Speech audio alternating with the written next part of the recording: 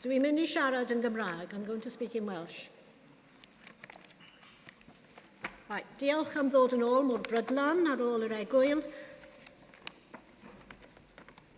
Dwi'n mynd I roi ychydig o waith I tudur I wneud trwy ceisio cadeirio fy ngharfod cyntaf yn Gymraeg.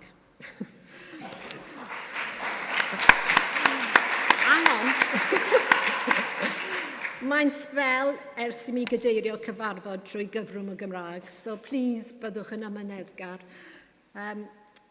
Mae gennym 2 item agenda I fynd i'r afal, ahoy, a dim ond 90 munud cyn cinio. Felly, os ydym eisiau cael cinio ar amser, bydd rhaid I ni gyfyngu pob eitem I dia 30 munud.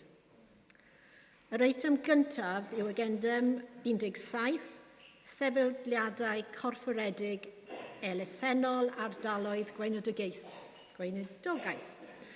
Yn eich papurau mae gennych nodyn gyda memorandwm archwiladol a templed o'r Comisiwn Elusennau yn Saesneg. Mae gennym gynnig a bydd pleidlais yn dilyn y dadl. Bydd Mr Tim Llywelyn, cadeirydd y Pwyllgor Sefydlog, yn cynnig ac yn cael ei eilon ffurfiol gan Dr Heather Payne, is-gadeirydd y Pwyllgor Sefydlog. Can I call upon Mr Tim Llywelyn to propose the motion?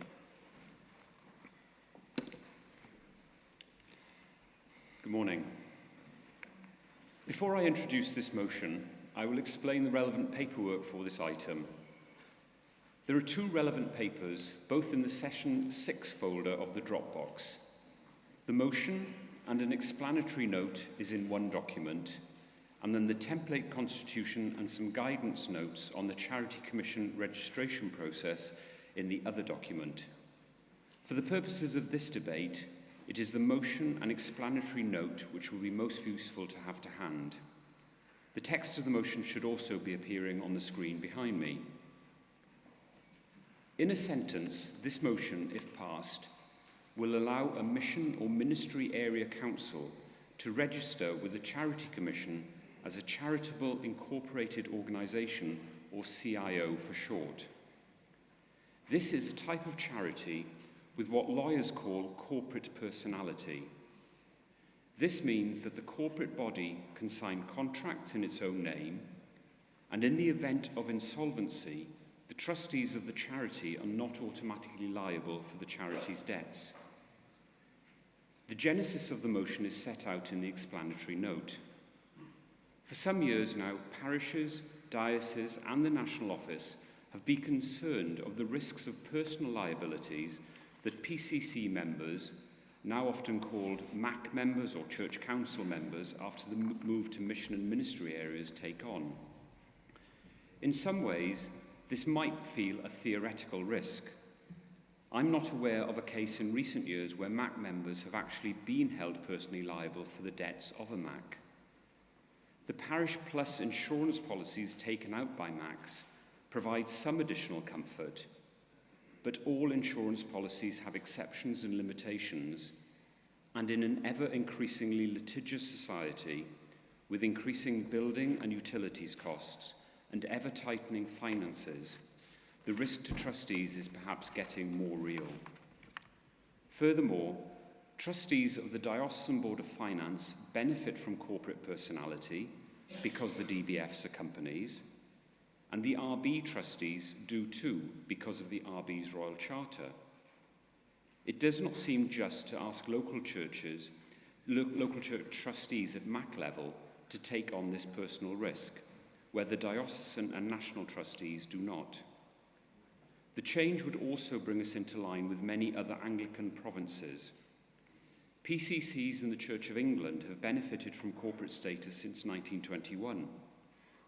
The latest edition of Principles of Canon Law, common to the churches of the Anglican Communion, states that individual trustees are not generally liable for the financial loss resulting from investments. As things stand, technically, Welsh MAC members could be liable. When this matter was first considered 2 years ago by governing body, members wanted to see what a CIO constitution would look like before approving the changes to the Constitution of the Church in Wales. After painstaking work between the Secretariat, external lawyers, the Governance Reform Working Group, the Standing Committee, and a small number of ministry areas asked by Standing Committee to pilot the proposals, we now have a template constitution approved by the Charity Commission. 3 of these pilot parishes have now successfully been through the registration process and now have a CIO with a registered charity number. The Standing Committee therefore now believes the time is right to bring this matter back for the governing body to approve these provisions for wider adoption. As set out in the explanatory note, these proposals do not change the powers of a bishop and the diocesan conference to make changes to the territorial arrangements in their diocese. The CIO constitution contains provisions dealing with what happens if, for example, 2 ministry areas are merged by the bishop. To try and anticipate understandable confusion on this, I will conclude with one last note on personal liability. There are 2 types of personal liability that are relevant for this debate. The first relates to liabilities to third parties, builders, suppliers, etc., in the ordinary running of the charity or if a charity becomes insolvent. Forming a CIO protects against this type of this liability. The second form of personal liability relates to the Charity Commission and the court's powers to order that negligent, reckless, or fraudulent trustees, or trustees who have acted illegally, make good any losses incurred by the charity. That form of liability applies to all trustees of all types of charity, and forming a CIO does not protect against it, and rightly so. I hope this has given a helpful introduction to our debate, and on behalf of the Standing Committee, I am pleased to propose the motion standing in my name. Thank you. Diolch yn fawr, Tim. Nawr, allai ofyn I Dr Heather Payne dod ymlaen I eilio'r yn ffurfiol.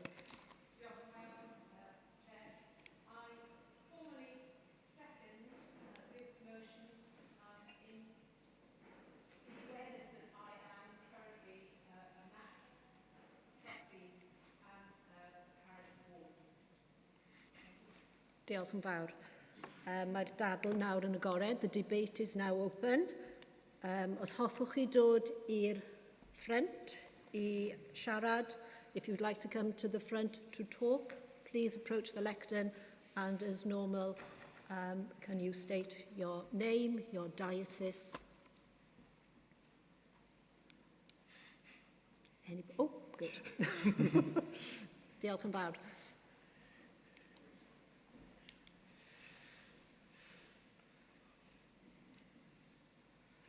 Ian Black, Dean of Newport, nominated Dean. I want to speak to support this motion. As a cathedral, we've been able to do this anyway. So from April, Newport Cathedral is a CIO. And it's quite relieving to know that that's the case, because it does bring protections which previously we did not have. I had a chat with Matthew Chinnery yesterday about one of the clauses in the draft constitution, and he's going to issue some guidance notes on that about the employment of related people, people connected with the charity.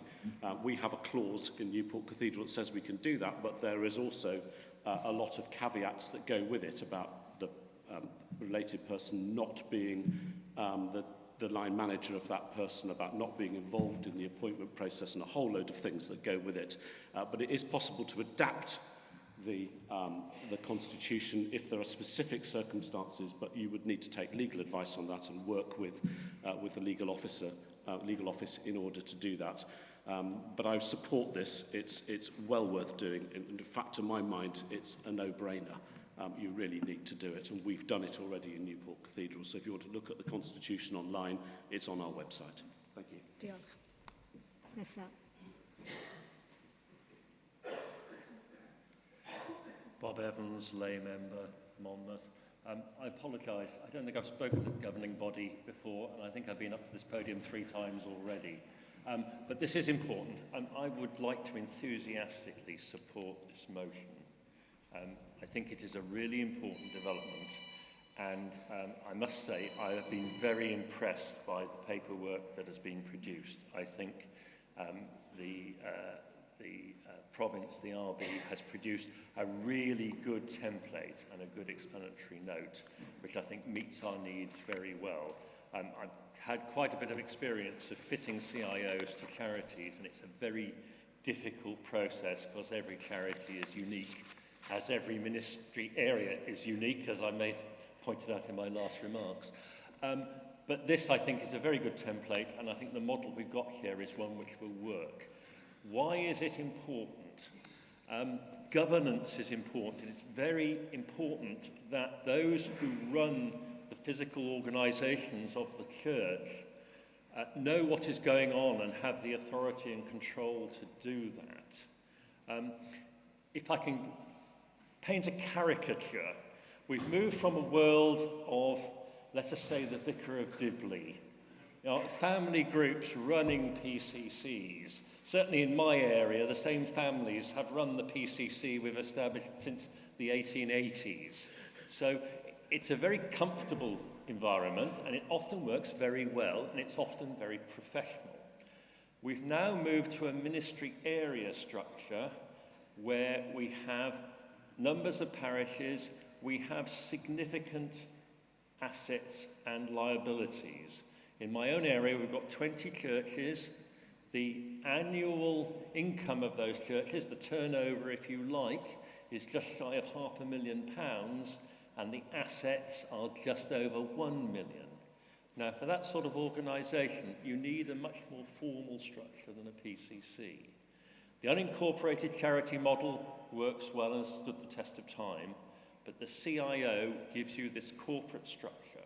So I would urge you all to take this away and apply it to your areas. I think it's a very important development, and I think it will help us considerably. Thank you. Yeah. Unrhyw un arall? Anyone else would like to come and make comment? Oh, un arall. Yeah.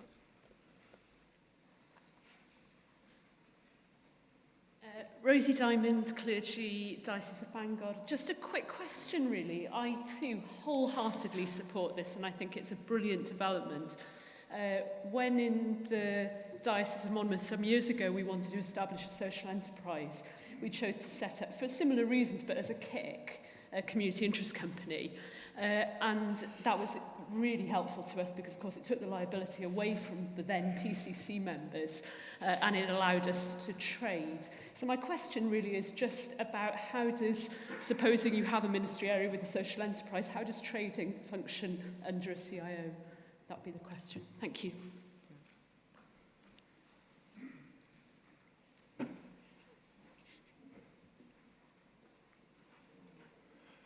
Robert Townsend, Achau Conis, Gobaith Bangor.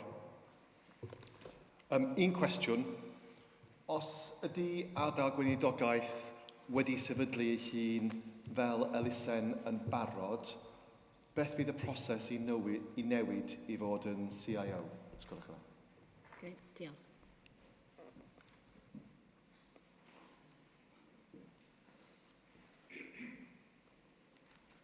Mike Cornwall, Llandaff elected.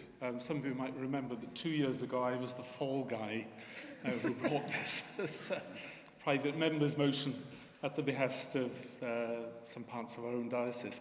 Could I thank the governing body, the government, the Secretariat for the very hard work that they've done in producing a document that seems to satisfy many of the concerns that were expressed 2 years ago. My question really is a bit tangential. I'm glad to see this is being widely accepted, apparently. People ask me occasionally as archdeacons, increasingly sadly, what happens to us as a charity if the money actually does run out? Sorry to sound a note of doom, but there are parishes, certainly ministry areas within our diocese, that are potentially facing that moment. And I can't answer the question. I don't know the answer. And I think you cease trading, yeah, but what happens to the assets which belong to the RB? So those sorts of questions, really. Questions we perhaps not wanted to face or ask before, and now becoming questions that are being raised. Diolch. Richard Mwtaias, gobeith mynwy yn Gymraeg, dwi'n gobeithio. Wel, un cwestiwn yn wir, ac yn iaith arall. Cwy bono? Who benefits? Pwy sy'n ennill? Mae gweinyddiaeth yn mor syml yn bosib, ond... Sorry? Translator can't hear you. Oh, right, I'm sorry. That is very unusual in any language. Cwy bono, pwy sy'n ennill? Mae gweinyddiaeth yn mor syml, falle, neu ydy'r amcan yr sefydliadau elusennau i talu llai treth? No? Wel, beth sy'n bod? Beth ydy'r amcan dydyn bod yn elusen? Beth wedi newid? Ydy'r dydyn talu llai o treth cyngor, neu VAT, neu pethau fel yna? Achos mae trethiant yw'r pris a dalon yn wareiddiad. Ac dwi ddim yn siŵr beth sy'n amcan y proses yma. Diolch.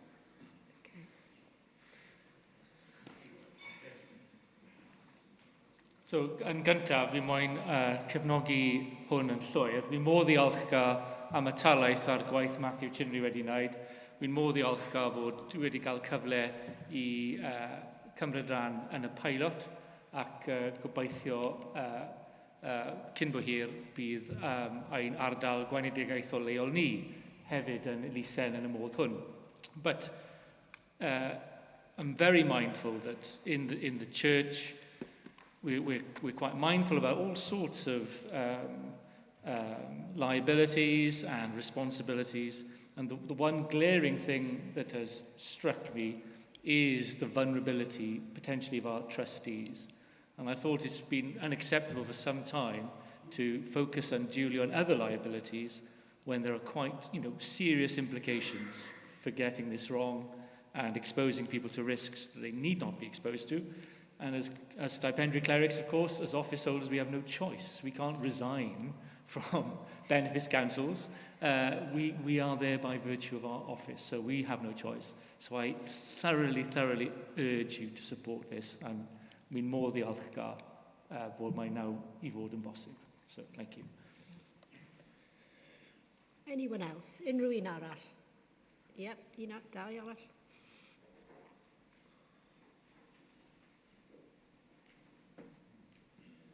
Thank you. Adam, St Asaph elected. Just a question really. Are there occasions where ministry areas, mission areas are better off being registered as a charity rather than as a CIO? Thank you.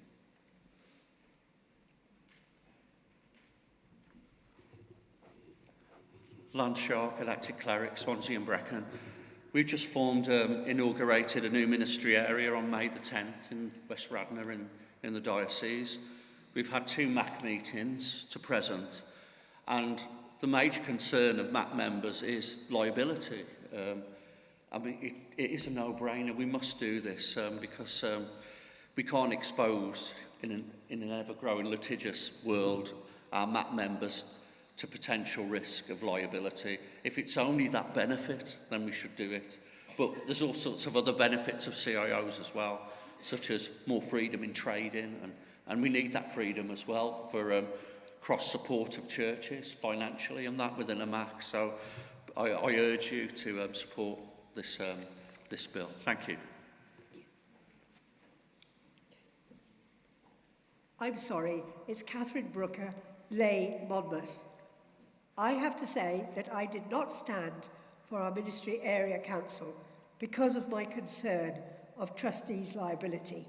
And talking to fellow people, they didn't understand it or realise what they were doing. So I really do, as a member of the laity, recommend this to you all. Diolch yn fawr. Diolch yn fawr. So sorry, very quickly, Richard Wood, elected Bangor. Can I ask what difference, if any, this makes to the compulsion placed upon ministry areas to combine their finance and treat it all as one rather than separately? Thank you.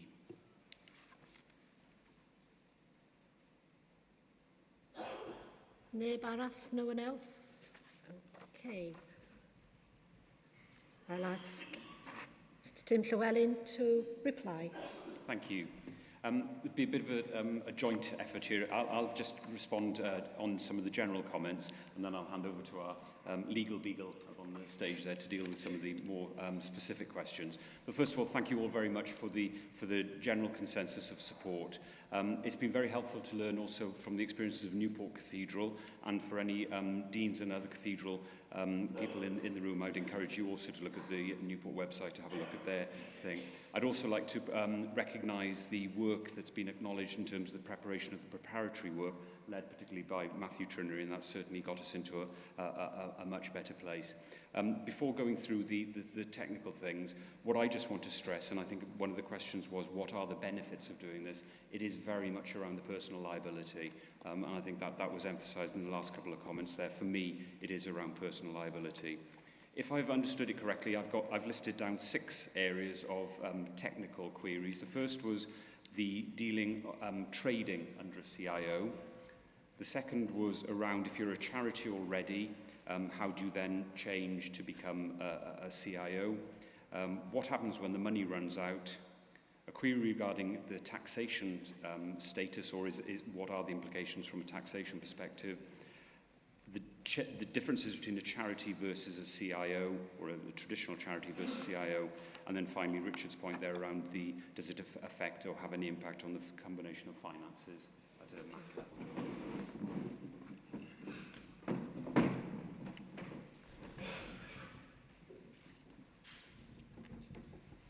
Thank you, Tim. Matthew Chinnery, Provincial Staff.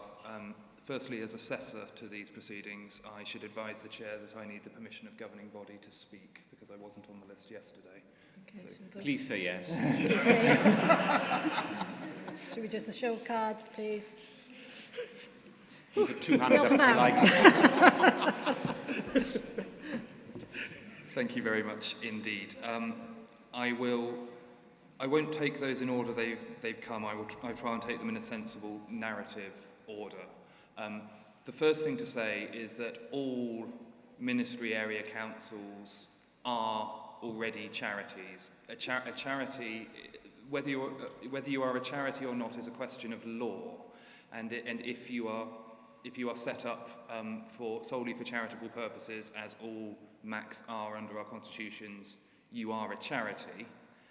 You are not necessarily a charity that has to register with the Charity Commission, because there are certain financial thresholds on that. Most unincorporated MACs, as we have now, are registered charities, but all of them are charities whether registered or not. So this is not about your MAC becoming a charity, it's about your MAC moving from one type of charity that the Charity Commission recognises to a different type of charity, which certainly the legal department believes has considerable benefits for trustees. Richard, I think your question was, why are we charities in the first place, rather than specifically about a CIO. So there is no change on tax here. Charities, under the legal definition, get a range of benefits through various legislation and government policy, gift aid, business rates, so on and so forth. There is no change to that. I'm aware that some charities who don't have a registered charity number, which will be some MACs, sometimes find it administratively quite hard to claim those benefits. You are entitled to them at law, but the paperwork's more complicated. One of the things a CIO does is every CIO is registered and gets a registered charity number regardless of its income size. So even smaller CIOs all get a registered charity number, which may make things like gift aid reclaim easier. There was a question about whether we think there are any advantages to remaining an unincorporated charity rather than an incorporated one. on the face of it, I can't. The one thing to say is it does give you a slightly thicker document in terms of all your rules and regulations, and that's all set down in writing. I think that's your own personal preference, whether you like big, thick books which give you clarity, or whether you like slightly more ragged edges of the slightly dated language in our constitution. My own view is that I would. It's an awful thing for me to say from this podium. I wouldn't have become a MAC trustee with personal liability risk for reasons that were made in the debate, and would have much greater confidence myself. Off the top of my head, I can't think of any particular advantages in not doing this if you're willing to go through the registration process, which is, I'm afraid, some paperwork. There was a question about trading companies. All charities are limited in the trading that they should sensibly do, but your registrar or other advisors will be able to talk you through the things that you can do. And one of the things that often charities do is set up a subsidiary company, or which may be a community interest company. There are many ways of doing it. So you move that trading risk out of the charity into another body, and then that body can donate its profits up to the charity. That's one way of doing it. There are many others, and please do take advice before setting off on those roads. But I don't think this change makes a big difference on that, save that all the charity's activities will come with a slightly lower risk to trustees if they have a corporate status. Particularly for those MACs who are already registered at the Charity Commission, there was a question about what you do with that existing registration. Unfortunately, for unincorporated charities such as existing ministry area councils, there is no way in law of converting the charity. What you have to do is you have to register a new charity, and then once that is registered, you should look at transferring the assets of the old MAC into the new CIO and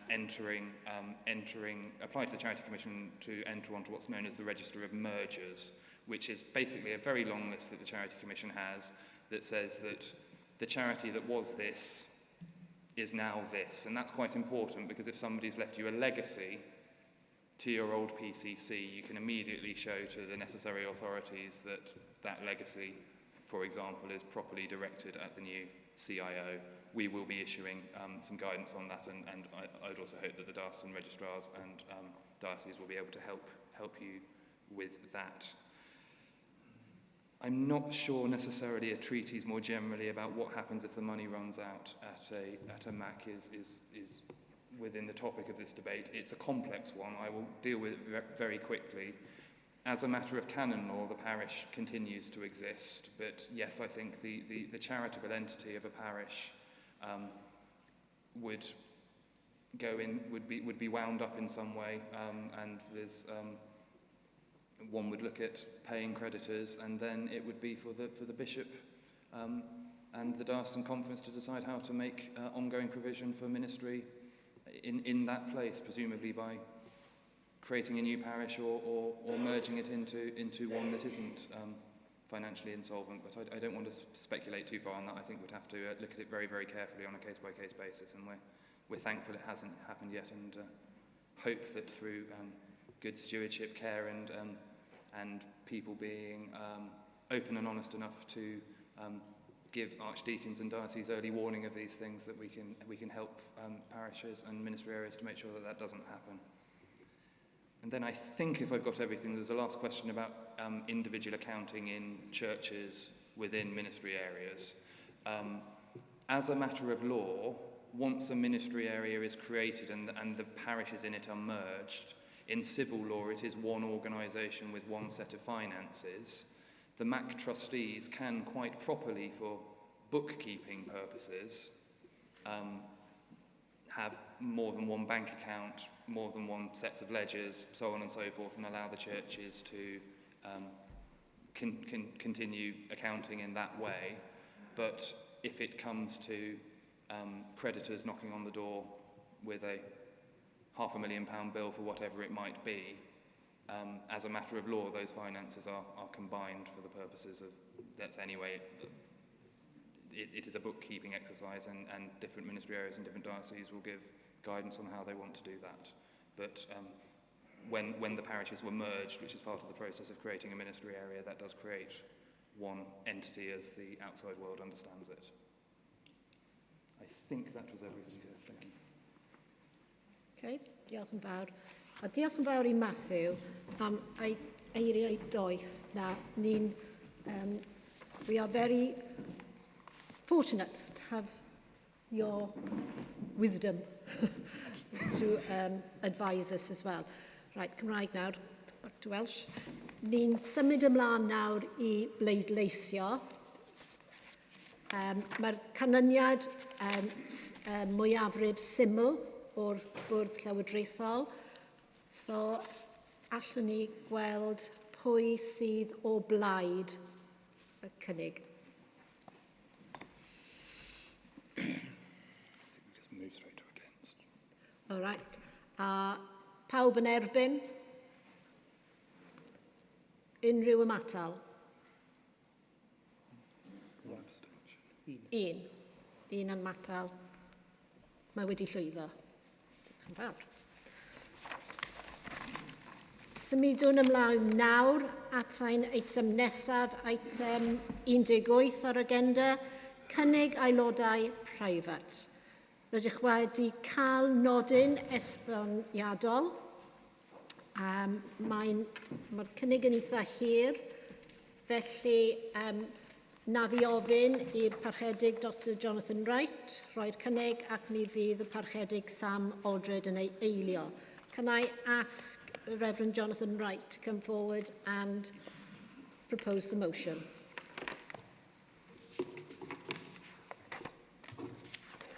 Jonathan Wright, elected cleric, Swansea and Brecon. The aim of the private member's motion before you is simple: to set in place a commission to undertake, in a reasonable time frame, a complete and thorough examination of ministry or mission areas in every diocese. The purpose of the motion is to ensure that the new building blocks of the Church in Wales are operating as planned and in a way that ensures effective local ministry is sustained. The end product of the commission would be quantitative data about the life of the Church, so that we know the situation that we're in, a qualitative assessment of the life of the local Church, and recommendations for helping to strengthen the Church in Wales for ministry, discipleship and evangelism. The commission that this motion proposes is needed. After more than a decade on the journey of restructuring into ministry or mission areas, no strategic review or overview has taken place. The time is therefore ripe for us to learn intentionally from each other about what has been good, what has worked and not worked. The Commission's review would help shape the next phase in the evolution of ministry or mission areas. As each diocese has proceeded at different speeds and in different ways, there's much that we can learn from each other. An independent review would also foster greater cohesion and take account of morale. You might ask, why now? I think there are three answers to that. First, since June, each diocese has formally commissioned ministry or mission areas. In reality, ministry and mission areas have been around much longer, but now every diocese has passed the line of commissioning. Secondly, the long-trailed investment of a significant chunk of the Church's endowment will soon begin. Given that these funds will be spent, at least in part, through ministry and mission areas, we need to ensure that they're fit for that purpose. Otherwise, we risk squandering funds. Thirdly, as the Church in Wales continues to recover from the lasting effects of the pandemic, we need to ensure that local ministry is operating in ways that allow for the gifts of clergy and laity to be released effectively. Ministry and mission areas are intended to do that, but we need an objective review to check that's actually happening. Our aspirational language needs to be tested empirically. Why does the motion choose Sunday attendance, weekly attendance, electoral roll figures and finance? Straightforwardly, this information is collected in annual returns and provides a stable data set to work with. It allows for other items to be examined by the Commission to be founded on empirical evidence. For example, to be on an electoral roll is a good measure of wider involvement in local church life. People simply have to fulfil criteria to be on it. Finance returns are completed in a common format, which makes at least an overview possible. Why independent, or at least independently led? The proposers of the motion believe that external leadership and participation in the Commission would provide the necessary challenge to the Church in Wales. Independent members would not be invested either in the present state of affairs or impacted by proposed changes. It would also guard against aspirational thinking and allow for greater objectivity. Given that everyone in a senior position in the Church in Wales is tied into ministry and mission areas, it would be wise to have external voices that can look at things from a different perspective. Some may argue that the time is not now, that the bigger impact is COVID. To them we say that no effective recovery can happen unless our local churches are able to thrive. Others will say that some dioceses are too embryonic in their implementation of ministry areas. To them we ask, what better opportunity is there so that lessons are effectively implemented? Some will say that while a review is needed, now is not the right time. To them we say, the time for a strategic review of structures that affects almost all churchgoers in the Church in Wales is long overdue. Passing this resolution would demonstrate our commitment to our local churches and our willingness to be held accountable and to learn. After all, one part of the 5 principles yesterday said that we wanted to be an undefended church.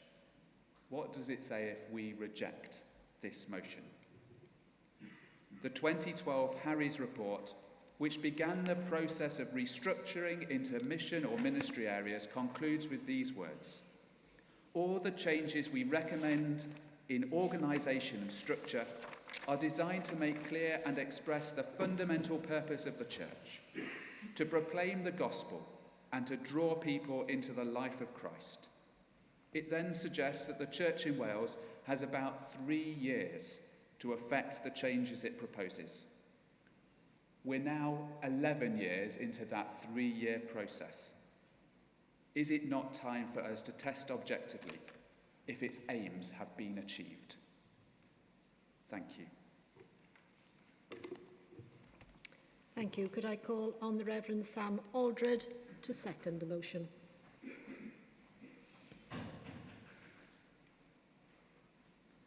Thank you. Reverend Sam Aldred, elected priest, Swansea and Brecon Diocese. I don't want to add too much to Jonathan's very full introduction. Those who know Jonathan, he is forensic in his analysis. What I do want to say is quite simple. I sincerely hope that this motion isn't seen as something narrow and party political, just another chance to have a moan, or conversely, just to ignore it as we keep on keeping on. Every one of us here wishes for the Church in Wales to flourish, and to flourish not as an end in itself, but as a lively vehicle for proclaiming the kingship of Christ in Wales. Those of us who are at the start of the process of embedding ministry areas would benefit so much from seeing examples from across the province of where ministry areas are succeeding. And we must not be afraid to also try and analyse where ministry areas are not working. Is it due to personalities? Is it something structural? Is it ecclesiological? We are a very small province, smaller than some English dioceses. And I find the lack of communication between dioceses to be quite baffling. I want to know where ministry areas are working. Where are they working in Llandaff? Where are they working in Bangor, in St Asaph, in Monmouth, and St David's? I want the church in Wales to flourish, and that requires honesty, open hearts and minds, and the willingness to recognise where we're going wrong and where God is working through us to build something lively and good. And surely an independent and thorough review is the best way to proceed. I just want to end with a prayer from the former Bishop of St David's and sainted martyr when he was Archbishop of Canterbury, William Laud, one of my favourite prayers for the church. Gracious Father, we humbly beseech thee to bless thy holy Catholic Church in this land and fill it with truth and grace. Where it is corrupt, purge it. Where it is in error, direct it. Where anything is amiss, reform it. Where it is right, strengthen and confirm it. Where it is wanting, furnish it. Where it is divided and rent asunder, build up the breaches of it, O thou Holy One of Israel. Amen. Diolch yn fawr. The floor is now open for debate. Would you come forward?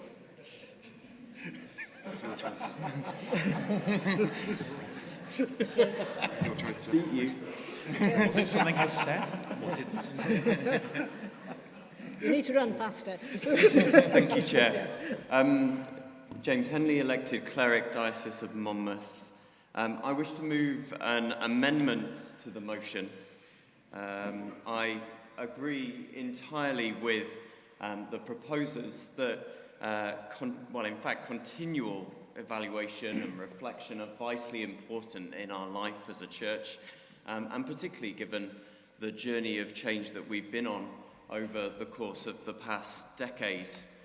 However, what I disagree with them on is the most appropriate and effective way of us together being able to reflect on our common life and to discern the way that the Holy Spirit is guiding us forwards. And so I'd like to move an amendment. I don't know whether it's possible for that to go on the screen. Yes. It should be. Slides are ready. If our colleagues in the back room can move to the amendment slides, please.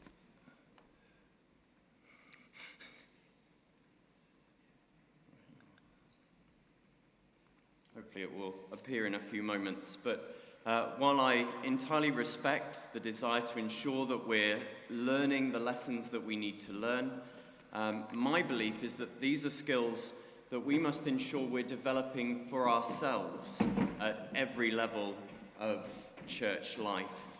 And so, therefore, the substance, essentially, of my amendment is that in place of an independent commission, instead, there we are, wonderful. This governing body, A, commends self-evaluation within dioceses and the sharing of good practice across the province.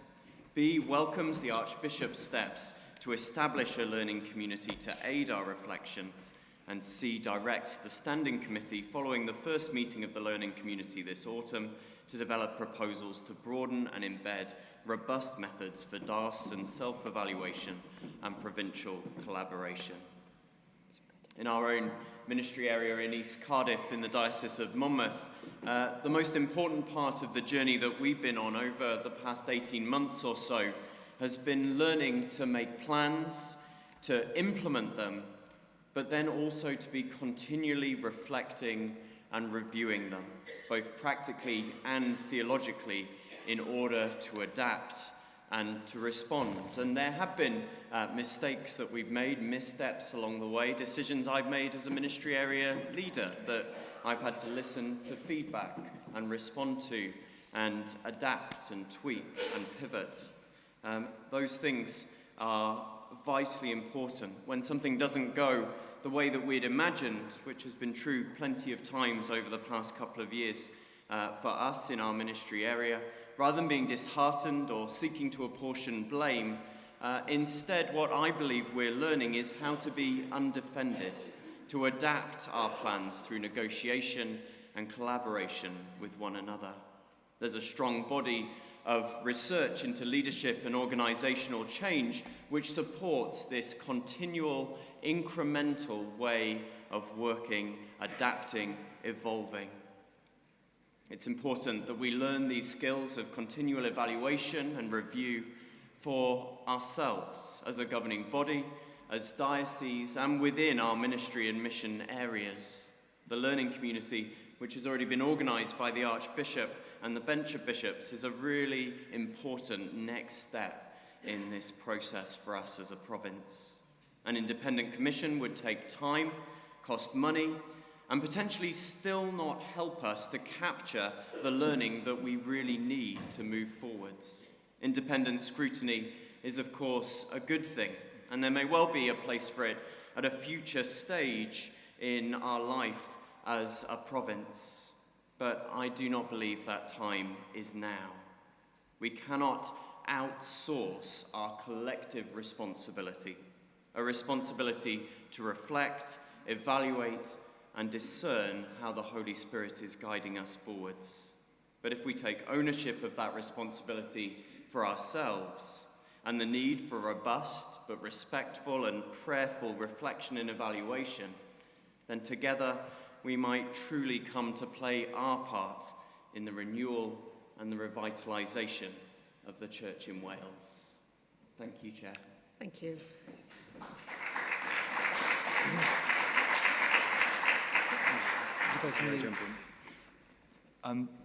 Just a quick word from me to just clarify the wording of the amendment. It's a long motion, and we tried to put something on screen that is helpful. The amendment is to delete all text after the words governance, finance, mission, and ministry in the second paragraph. So you have the first paragraph of the motion as it stands, and the first half of the second paragraph. Then the rest of the motion is deleted and replaced with the text that you see on your screen now. I'm afraid the standing orders require an amendment that's not in your order paper to be read, so therefore the motion as amended, bear with me, will now read as follows. Nearly 12 years have passed since the Time Is Now conference in Llandudno, which launched the 2020 vision. The 2020 vision aimed at transforming the Church in Wales in part through the adoption of ministry/mission areas in each diocese of the province.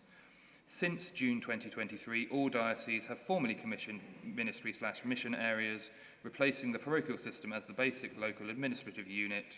Ministry/mission areas mark a fundamental change in the structure of the Church in Wales. They have long-term ramifications that significantly alter or affect governance, finance, mission and ministry. And then, this governing body, A, commends self-evaluation within dioceses and the sharing of good practice across the province. B, welcomes the Archbishop's steps to establish a learning community to aid our reflection. C, directs the Standing Committee, following the first meeting of the learning community this autumn, to develop proposals to broaden and embed robust methods for diocesan self-evaluation and provincial collaboration. That is the amendment proposal. And now this is a debate on whether or not we adopt that amendment. So with apologies to those who jogged to the front a second ago, if you wish to speak about whether or not to adopt this amendment, you can remain where you are and be called by the chair. If you instead wish to speak in the general debate, once governing body has decided whether to adopt this amendment, we will be returning to that general debate following this debate on the amendment. So those who are already stood up need to decide whether they wish to speak about this amendment or in the debate generally. And if they wish to do generally, then perhaps go and sit back down in the main body of the hall. To the amendment. So I call you forward first. What a very interesting discussion to be part of while standing here making a snap decision. It feels very strange to be following up a prayer of William Lord with a joke from the cartoonist of the Church Times, which is, why is the Anglican Church like a helicopter? The punchline, of course, being that if you get too close, you get caught in the rotors. It's a reminder about how we are currently the guardians of a faith community which is built on two solid foundations: dependable bureaucracy and homemade cake. Bureaucracy need not be a dirty word, because we learn in the Acts of the Apostles that they did have some then, and used it as a way of making sure that we human beings can get on with the amazing things we can do, as which we're capable of in God's name. But I think it's fair to say that talk of reviewing mission areas in this context does seem slightly incongruous, and I'm happy to support this amendment, simply because for those of us in the north of Wales, we have had mission and ministry areas for an awful long time, 6 or 7 years, I think, and it's worth bringing perhaps to the table some of our experiences over that time. We've had them for so long that I've actually now worshipping in a different diocese to the one I was when they were set up, so I've seen how they have unfolded across the two. And I think there are 3 lessons I would take away from the way that mission and ministry areas have been formed in St Asaph Diocese and in Bangor Diocese.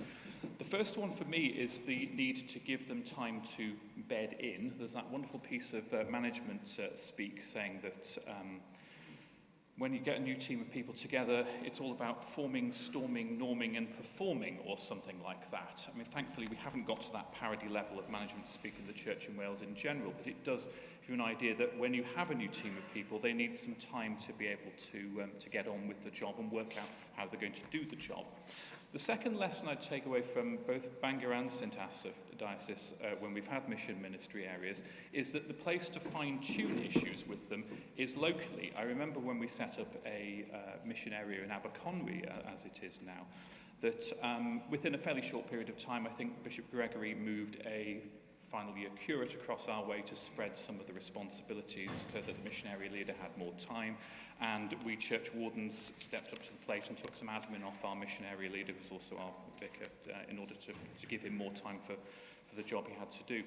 The third key takeaway from mission and ministry areas in the Bangor and St Asaph Diocese for me is that perhaps it actually might be God's way of saying to us that we should probably loosen our grip on those most Anglican obsessions. I don't think God is telling us to make any less homemade cake. He's not telling us to eat any less homemade cake. But he is perhaps telling us that the time is now, as has been referenced in this governing body meeting several times, to get out there, to spread the gospel, to focus on evangelism, and to reach out to our communities.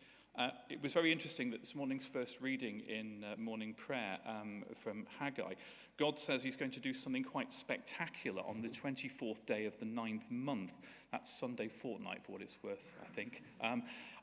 For me, it happens to be the day on which I met my wife back in 2004, randomly. But I did start to wonder when I heard that reading being read out if the Holy Spirit is actually saying to all of us, what are we going to do? What amazing things are we going to do in God's name on the 24th of September this year? I'll leave that to you to think around yourselves, perhaps. But for me, setting up a commission to review our bureaucracy doesn't really hit that spot. And I think worse, it could actually be a distraction and an extra source of stress. And just as no one would suggest we need a commission to review our homemade cake, I don't believe we need one to review our mission and ministry areas either. Therefore, I'm happy to support the amendment as set out on the screen in front of you.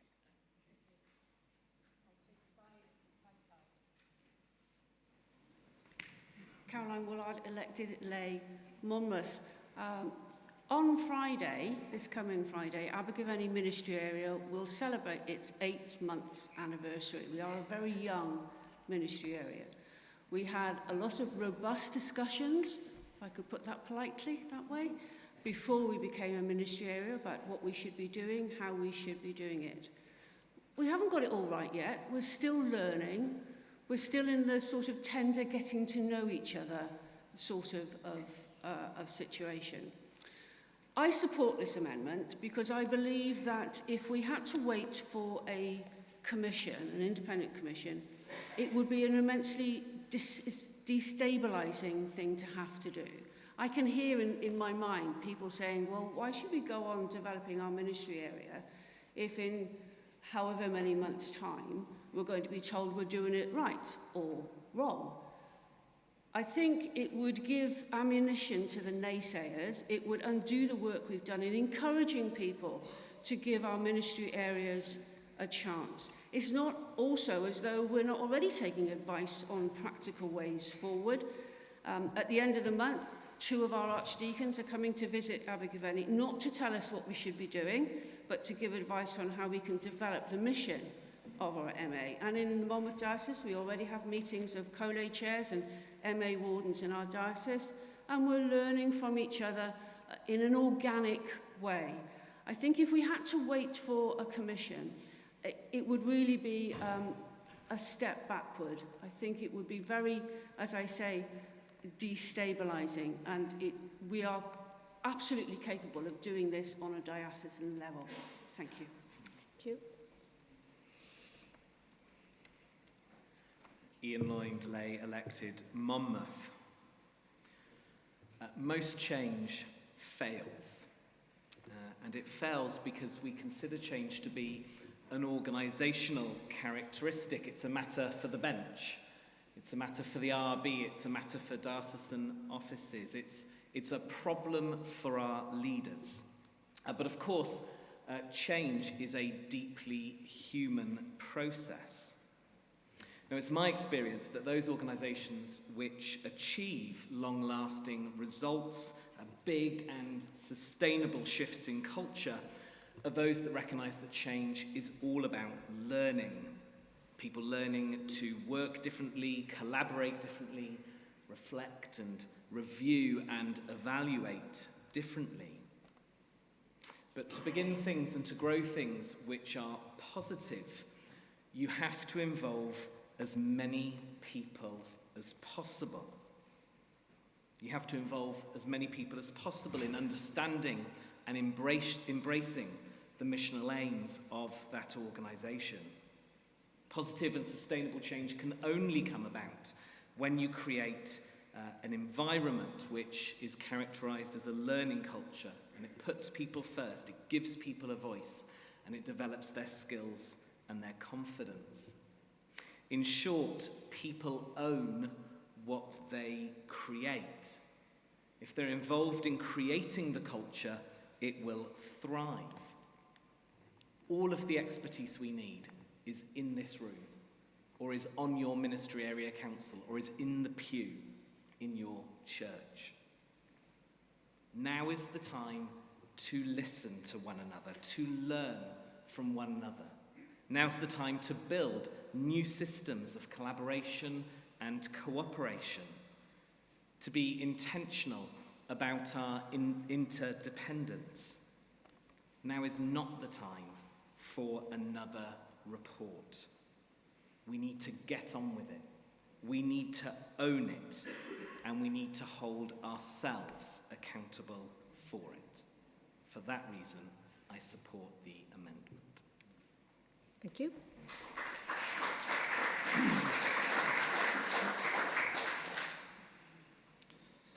Your Grace Chair, members of the governing body, Ian Hibble, lay elected Lander, speaking against the amendment. I have to echo some of the sentiments from yesterday that vision without a task is a dream, and our biggest problem as a church would have been to do nothing in the face of change. Change that is always inevitable. I personally welcome the development of ministry and mission areas to support innovation and new ways of working, and was optimistic on the benefits we could achieve. In my day job, I'm required to assess the governance of providers of key public-facing services, and have to say that the development of ministry and mission areas has had mixed outcomes. We have to ask ourselves, has our vision become a reality? And we simply don't know.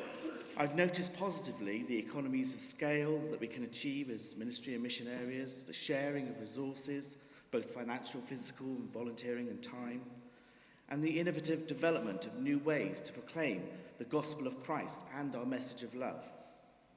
Conversely, I'm also aware of very poor governance that risks the operating of particular ministry and mission areas. I'm also aware of a severe lack of leadership within some ministry and mission areas, breaches of the Constitution, and sadly even discrimination due to poor governance. The institution of ministry and mission areas was not uniform, but I am not advocating homogenisation of ministry across the province, far from it. But some ministry and mission areas were forced constructs that were not developed from the bottom up. It is my view that it is timely to support a robust, independent commission to review and measure the impact and outcomes from the ongoing development of ministry and mission areas. St. David said to remember to do the little things. I would contend that getting basic, good governance into ministry and mission areas may sound a small thing, but it's an essential facet of how we can successfully grow the body of Christ and the kingdom of God. We are in need of a better understanding of how ministry and mission areas are working across our province. As we observed in our discussion group yesterday, things go and change very slowly in the Church in Wales, glacial sometimes. But what the original motion was asking for, and what this amendment would do away with, is a mandated, specific, measurable, achievable, relevant and time-bound review. Governing body, in my humble professional opinion and my personal experience, an independent commission review is timely, it's proportionate, and it's desperately needed. I ask you to reject this amendment. Thank you. Okay.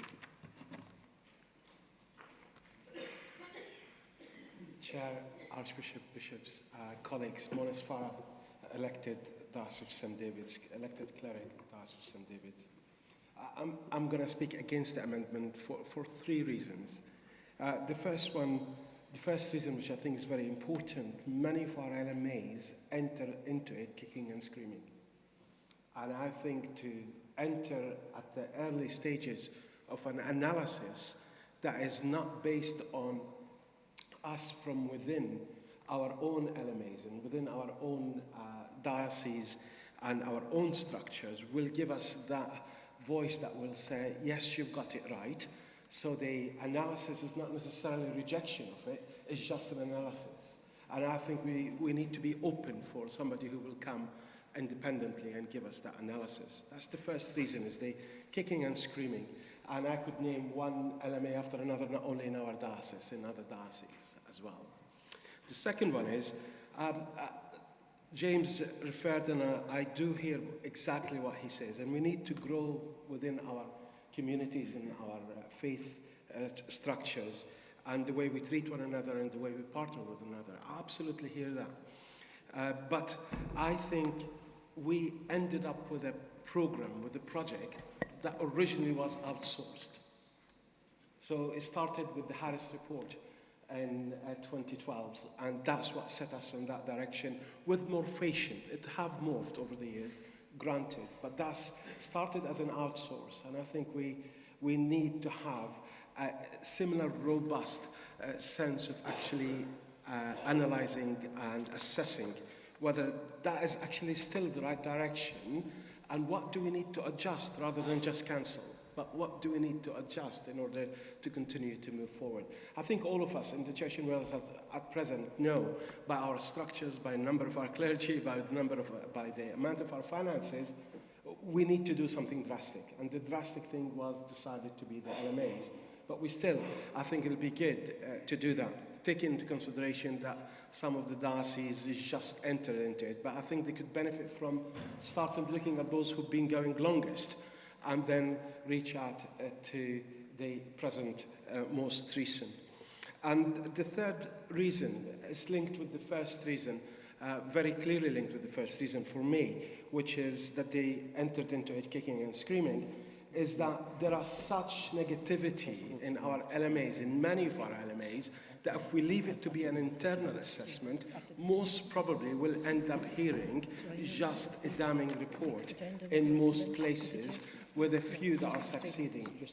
Too many of our LMAs haven't actually been formed that strongly and are working together well, and there is a lot of distrust that we hear and we often observe as well. So for those three reasons, is that I don't want it to be a negative one.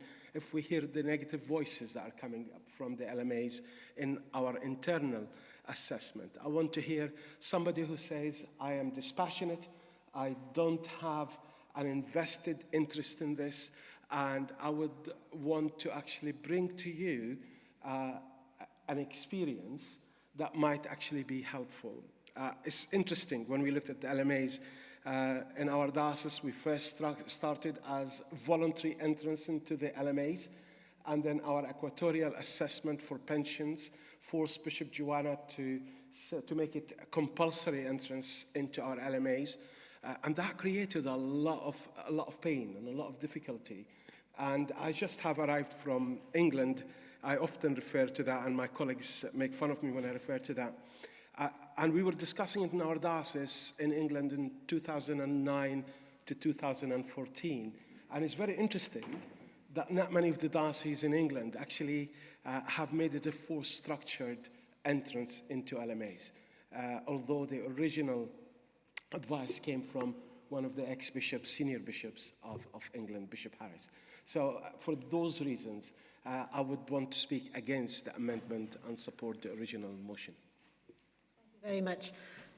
In accordance with Standing Orders 5.4, in the course of the meeting now, the maximum time we will reduce to 3 minutes. You all have such valuable points to make, so it will be 3 minutes or 4 in the case of speeches requiring simultaneous translation, in accordance with Regulation 28, Chapter 2 of the Constitution. Thank you very much. Before ordination, I came from a health and wellbeing background where we delivered services into the community, and we had a structure of reporting which I have to say I found very onerous, but scaled down. I think actually it would be a very good tool to enable James's amendment.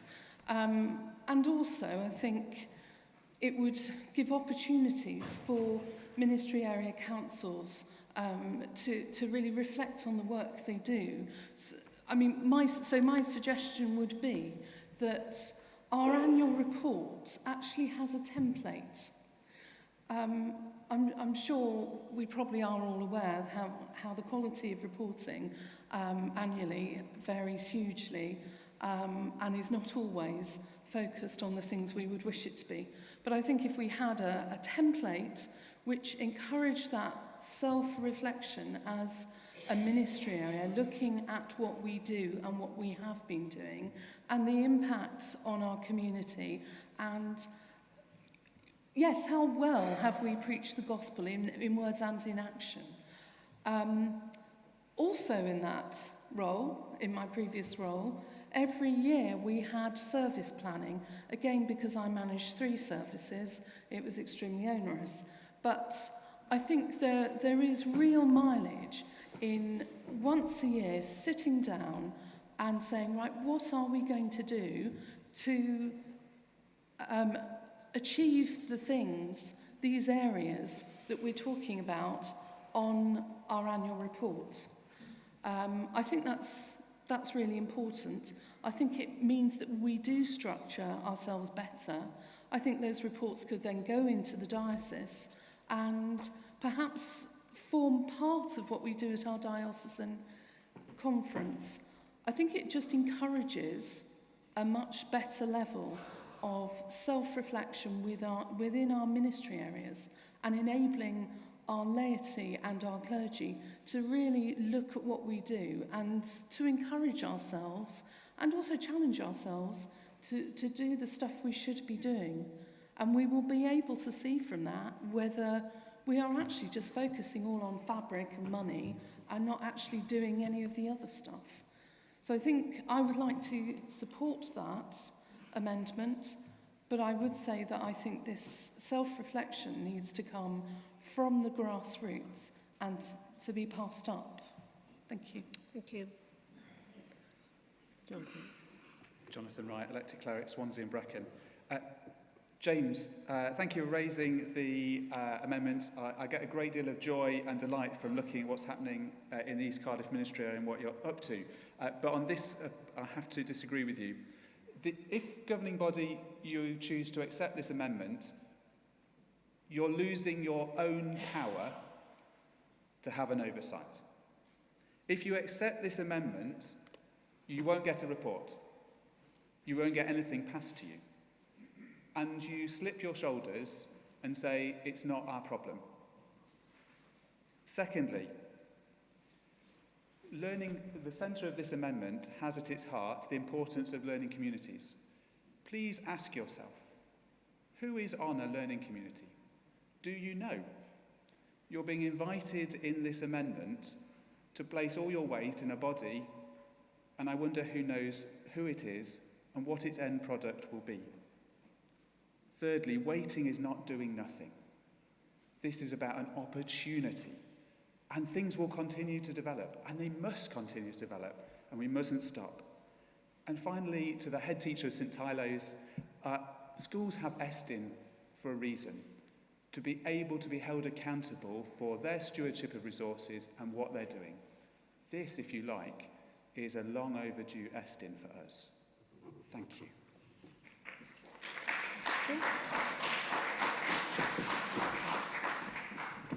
Dylan Williams, Esgobaeth Bangor. Dwi'n siarad Gymraeg. I'm speaking English, which means I have 1 minute more.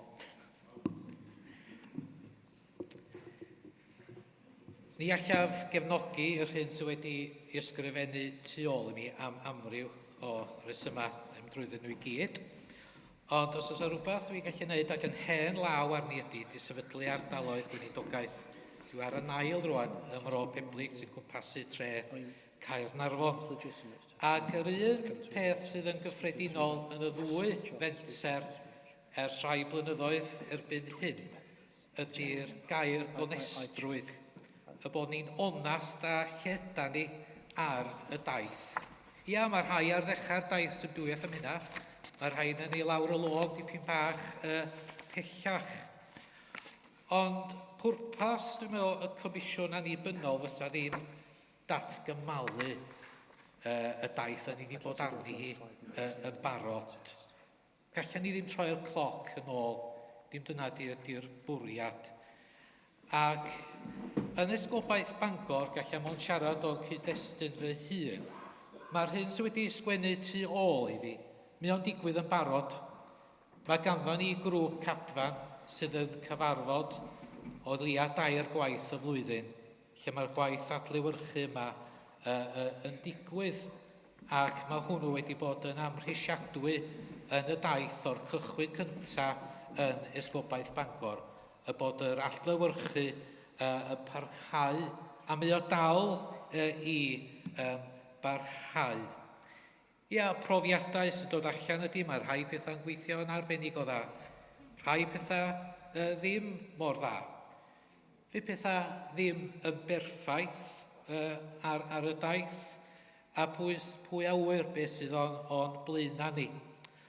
Ond yn anffodus gallai ddim cefnogi yr hyn sydd tu ôl I fi, oherwydd dwi'n meddwl bod y llygaid annibynnol yma yn hynod o bwysig I ni wrth I ni gyd drafeilio. Ia, dwi'n gwybod beth sy'n mynd ymlaen yn Esgobaeth Bangor ar top y mysydd, oherwydd dwi wedi cael y cyfle. Ond mae cael y cyfle I weld beth sy'n digwydd mewn esgobaethau eraill drwy lygad annibynnol. Dwi'n meddwl fysa hwnnw yn rhywbeth gwerthfawr iawn. Nid yn unig I mi ym Mro Peblig yn Gaernarfon, ond I bob ardal gweinidogaeth, lle bynnag ydych chi ar y daith. Diolch yn fawr iawn.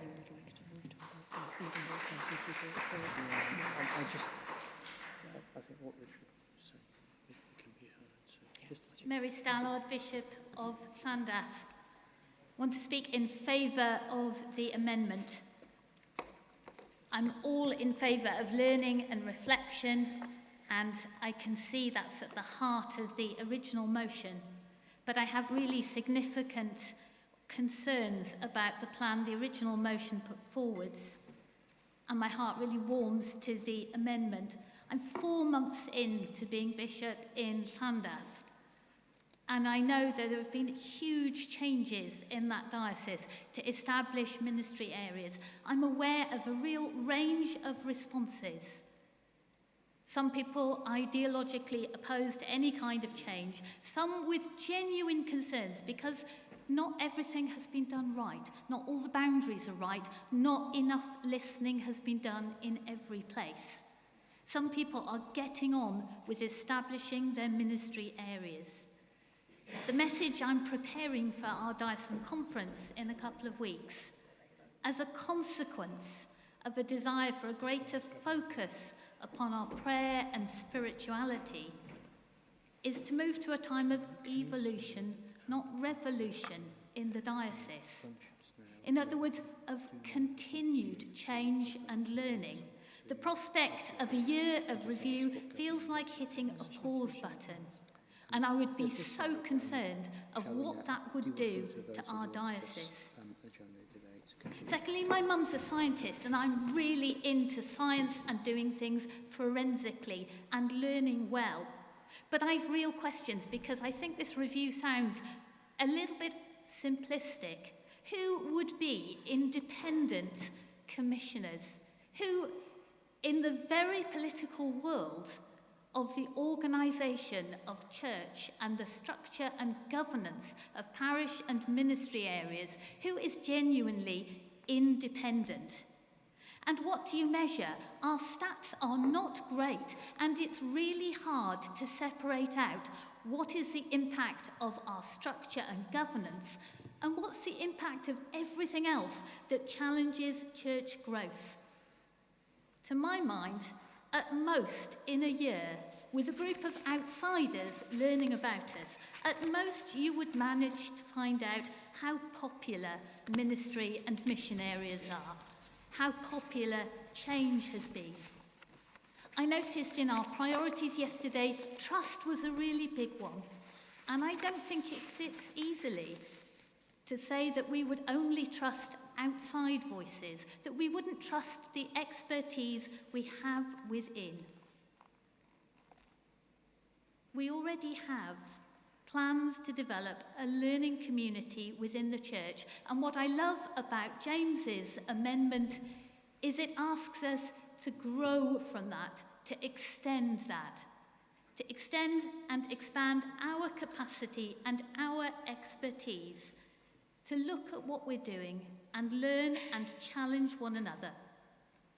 So I urge you to support the amendment.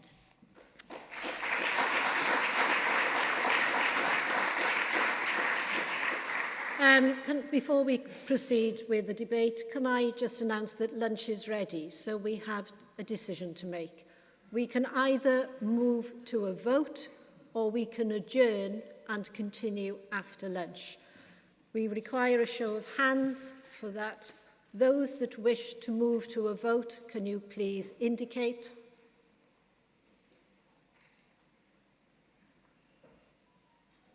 Thank you. Can you put your hands down? Those who wish to go to lunch and continue with this issue afterwards.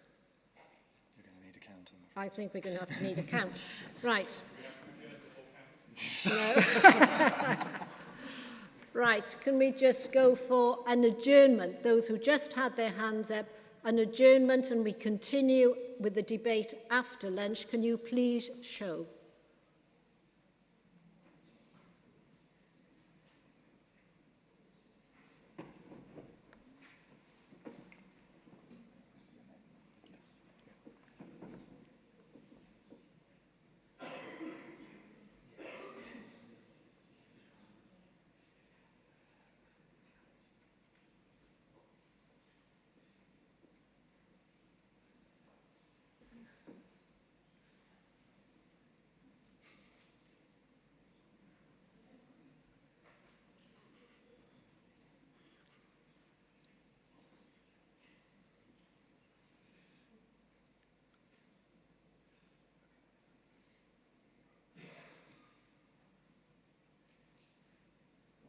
Thank you. I think you put hands down while they're counting. Yep. Can I have a show of hands for those that wish to proceed to a vote on the amendment?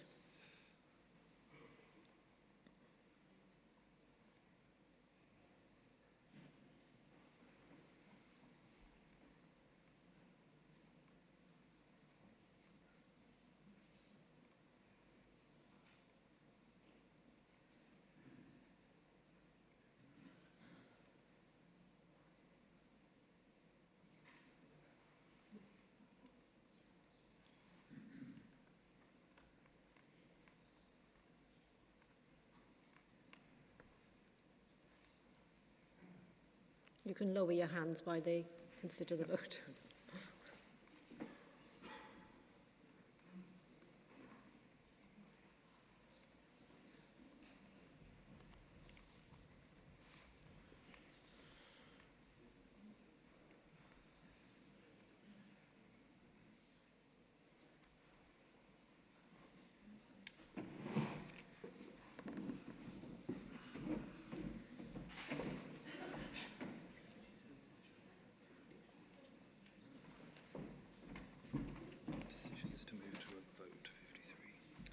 Okay, the decision is to move to a vote, 53 to move to the vote on the amendment and 37 to adjourn. So we will proceed to the vote on the amendment. So now we symud ymlaen i'r bleidlais, so we'll move forward with the vote. And this is a vote on the amendment as proposed by Reverend James Henley. Can those in favour please show? It's a count. It's a count.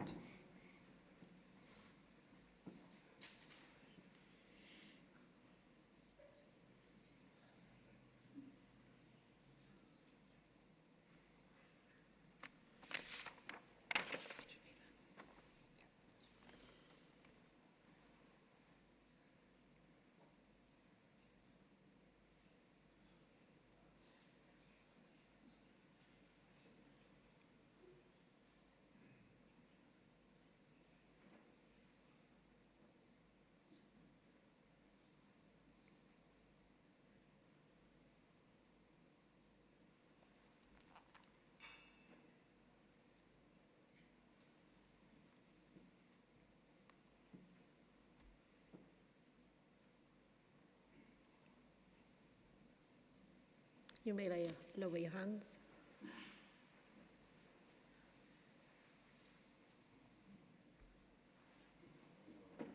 And those against?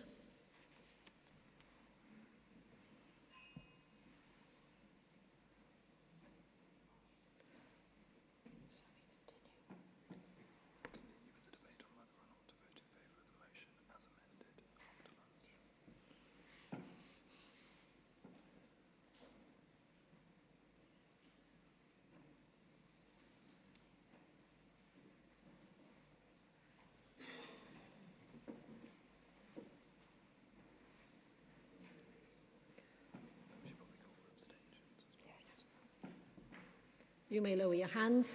Any abstentions?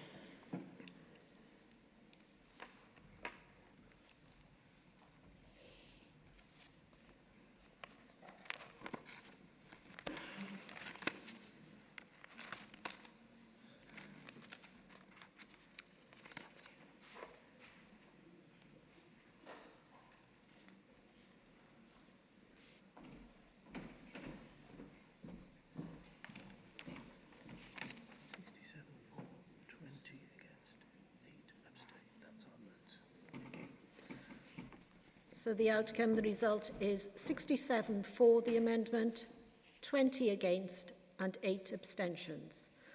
After lunch, we will continue the debate on the amended motion. Have a good lunch.